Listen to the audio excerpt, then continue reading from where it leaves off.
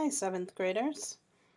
This video is related to World Civ 700B Unit 4 live class, September 11th, 2001. So we are going to start by telling you what you need to know for the upcoming project. So some background, the attacks of September 11th, 2001. Vocabulary: terrorism, the use of illegal violence, actual or threatened, that targets a government or people with the intent to create fear. The goal of acts of terrorism is to force people to obey or to persuade governments to change their policies. Such acts have been part of human history for thousands of years. A primary source is an original artifact, document, or recording from the time of the event, when it happened. And a secondary source is a document that was written after an event happens that is based on research about that event. So you're going to have to remember what primary and secondary sources are to be able to do this project. Terrorism, causes and characteristics. Terrorism has some characteristics that make it different from other forms of violence. Unlike warfare, in which fighting forces target the other side's military personnel and installations, terrorism often targets civilians, just plain old people who live in the country. Terrorists attack places where large numbers of people gather, such as restaurants, commercial airplanes, shopping malls, office buildings, athletic events, government buildings, and celebrations. Terrorists often choose civilian victims for the purpose of causing a general feeling of deep fear and unrest among the population. Beyond the people killed or injured, others find their lives changed by the feeling of fear and uncertainty. Whether the terrorist actually commits the act of violence or merely threatens to commit violence, the goal is to create fear. And more on the causes and characteristics of terrorism. You have likely heard of Al-Qaeda, the terrorist group that attacked the U.S. on the morning of September 11th, 2001. There were a total of 3 attacks: the World Trade Center in New York, actually both towers of the World Trade Center. There was an attack in Pennsylvania, and the Pentagon in Washington, D.C., and that's what the picture at the right shows. Was after the plane crashed into the Pentagon in Washington, D.C. While Al-Qaeda identifies itself as an Islamic group, it is important to understand a couple of terms. Islam is a religion that is not related to terrorism. The people who believe in the Islamic faith are referred to as Muslims. Fundamentalists exist in many religions, from Christianity to Islam. Fundamentalists believe in the literal interpretation of religious texts and are also not terrorists. There are a number of terrorist groups that claim associations to religious groups. These religious groups are rarely associated with terrorist groups. Just because a terrorist claims to be part of a religion does not mean that group represents everyone in the religion. So, in other words, all Muslims are not terrorists. The Islam religion actually preaches peace and getting along with people, but some people take it to the extreme and they claim to be part of the Islam religion, but they are a branch that is different from the norm. Anyway, so we're going to talk about research sources. For this project, you will find a primary source about the September 11th, 2001 attacks. A primary source includes video footage of an event as it occurs or an interview during an event. It may also be a retelling of an event from a memoir or autobiography of someone who was there. These sources provide a first-hand account of what happened. You'll also need to find and read a secondary source about the September 11, 2001 attacks. Secondary sources are written after the event. The writer was not involved in the event. These sources lack the firsthand knowledge of a primary source, but they often offer more analysis and a clear perspective about what was going on during that time. So, you are going to do a presentation, okay? A visual presentation should not just be a reading of the material. So, you're not going to write an essay, you're going to make a presentation sort of like a PowerPoint, like this. Or it can be you can use any free presentation software to do this. PowerPoint. There's Prezi on Prezi.com, Przi.com. You can find free software. Also, if you have an Icon computer, there is free presentation software in your open office. Okay.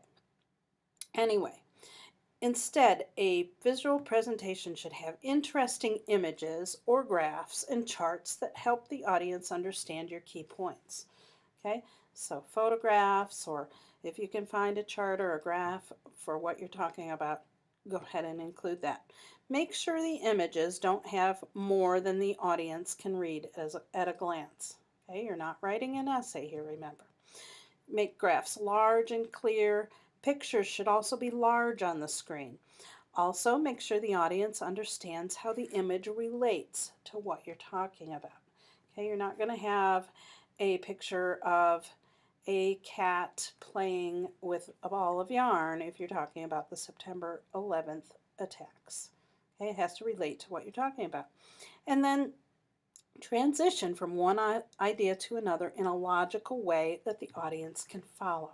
Don't jump around, keep on track. And as you present your ideas in your PowerPoint or whatever, make sure you transition smoothly between ideas. Remember, your audience doesn't know what's coming next. You may use this surprise to your advantage. For example, show a powerful image and pause, then provide an important piece of information.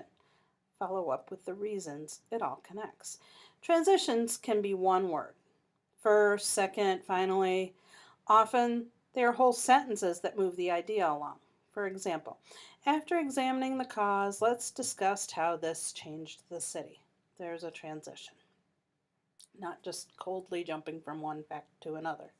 Notice the beginning sums up what the audience just heard after examining the cause. Next, it lets them know the subject is going to shift to discuss the impact of the information. The other part of that sentence, let's discuss how this has changed the city. Okay, so here's your actual assignment. You are going to select and read a primary and secondary text about the September 11th, 2001 attacks. You may use video and print for your source, then create a presentation that meets the following requirements. Remember, I said it's going to be in a PowerPoint or a presentation software, Prezi, something like that. So you are going to present the key ideas in the primary account. So in the next section, we'll talk about how to find your sources. But for right now, pretend you looked up your primary source, a first-hand account of what went on in the September 11th attacks. So you're going to, in your presentation, you're going to find what ideas seemed critical, the really super important points. Then you're going to address, did the presentation of material make an impact on you? Think about the word choice, expressions, details provided.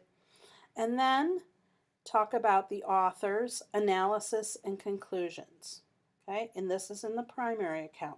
What did the author or the person talking, what did they conclude about the event? Then you're going to go on to your secondary account. Remember, secondary sources were written after the fact. So then, what ideas seemed critical in the secondary account?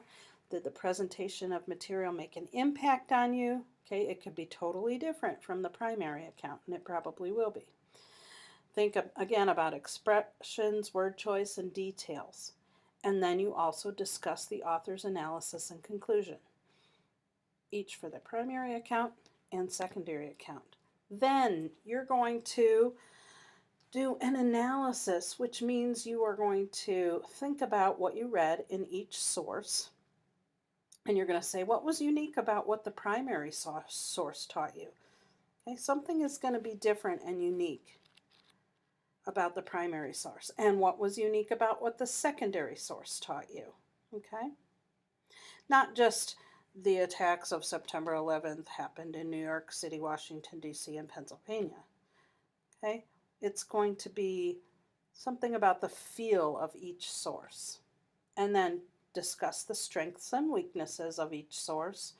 Were details missing from one or both sources? Did both sources provide the same or a more complete picture of the event? So now, how do you find your sources? So you go to Google or whatever your search engine is, and in your search bar you type September 11th primary sources. Okay, click, and you will find a whole bunch of primary sources, people who were actually there, or video footage or whatever, that you're going to research to answer your questions. So you're going to, then you'll do the same thing except September 11th secondary sources. Okay, read from each source and answer the questions in essay form. Okay, now when I say in essay form, I mean, remember, you're not going to be writing a big essay, you're going to be doing it with your images and pictures. Okay, be sure you keep track of the sources you used. This is really important. You will need to cite your sources at the end.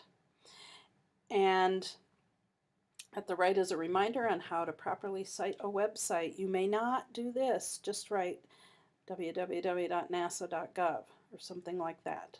That's not an acceptable citation. Neither is I got it from Google, or I learned it at my other school, or I got the information from my mother, or I thought of it in my brain. Those are not the way to cite a source.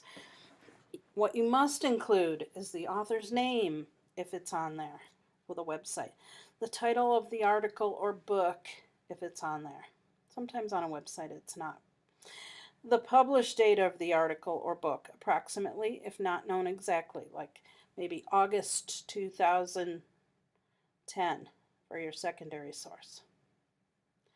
The date you access the information for websites, and then you take the URL address from the address bar, you copy it and you paste it. So here's an example on how to do it. Netting, Ruth, there's the author.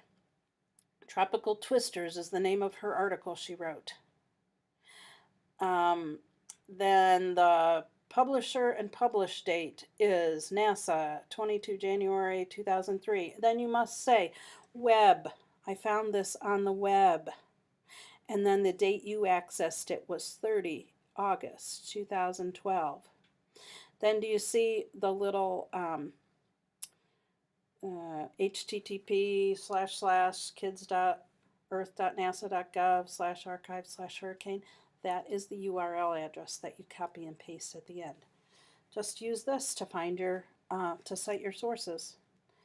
And lastly, do you have any questions on this? If you do, please contact me as soon as possible. I'd be happy to help you over the phone or in a live office session. So if you're watching the recording of this live class, you will need to call me now at one of the numbers shown there to get credit for this lesson, the live class lesson, and you will complete the presentation in the next lesson. All right, well, thanks for listening and good luck. Bye.